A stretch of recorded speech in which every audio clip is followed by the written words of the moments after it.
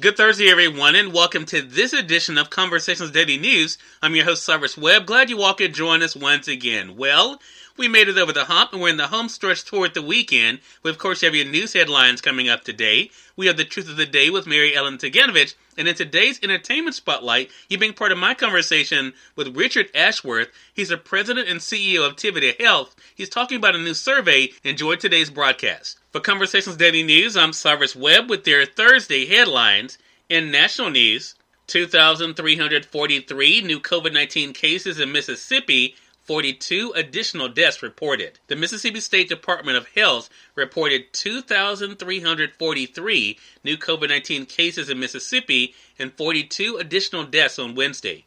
There have now been 185,643 COVID-19 cases in the Magnolia State and 4,294 coronavirus-related deaths in Mississippi since March.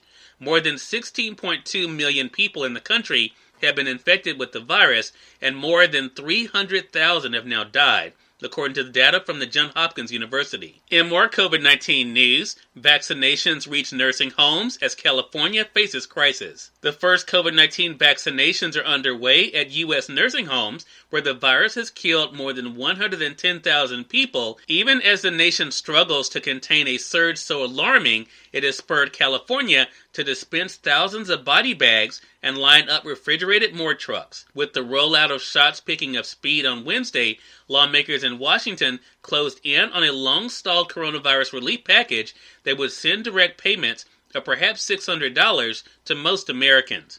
Meanwhile, the U.S. appeared to be days away from adding a second vaccine to its arsenal. At the same time, a major snowstorm pushing its way into the Northeast raised concern it could disrupt distribution of the first vaccine.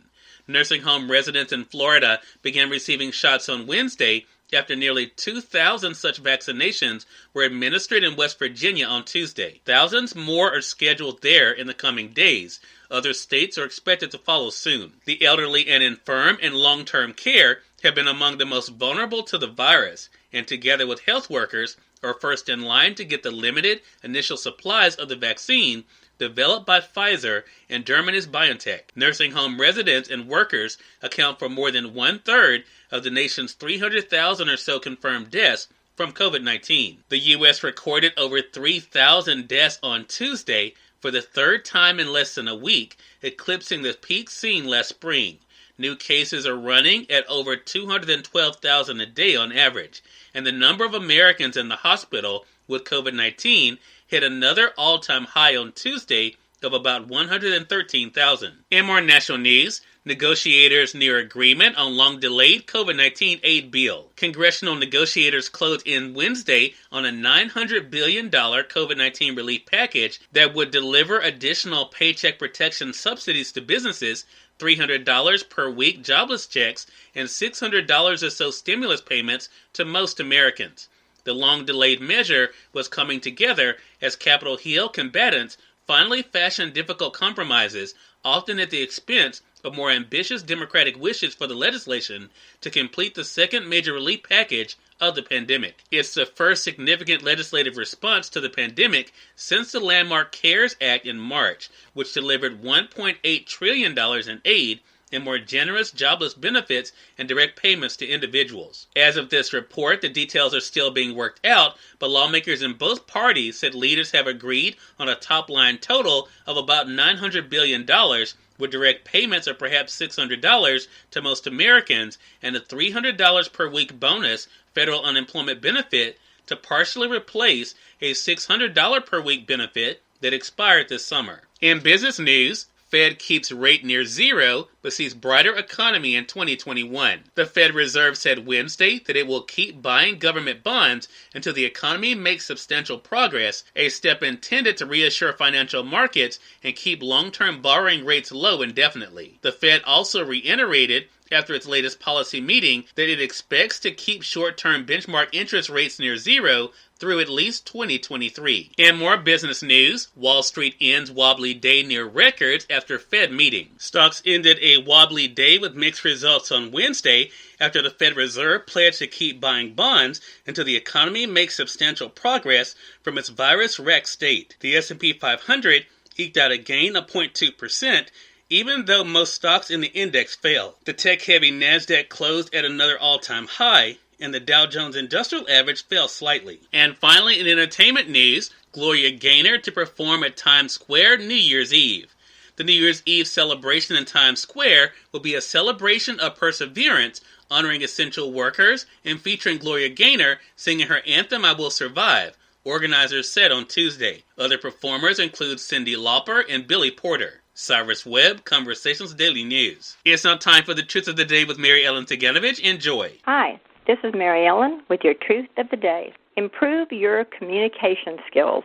Improving your communication skills will allow you to share ideas and negotiate effectively.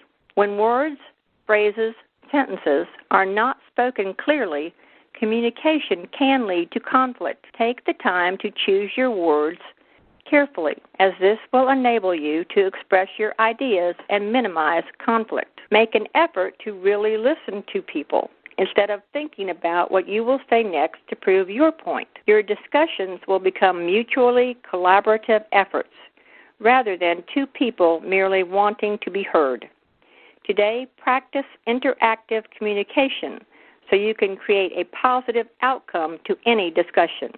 And always enjoy your day. As I mentioned, Richard Ashworth is our guest during today's Entertainment Spotlight, talking about a new survey dealing with seniors and the COVID-19 vaccine, right here on Conversations Daily News. For Conversations Daily News, I'm Cyrus Webb with the Entertainment Spotlight.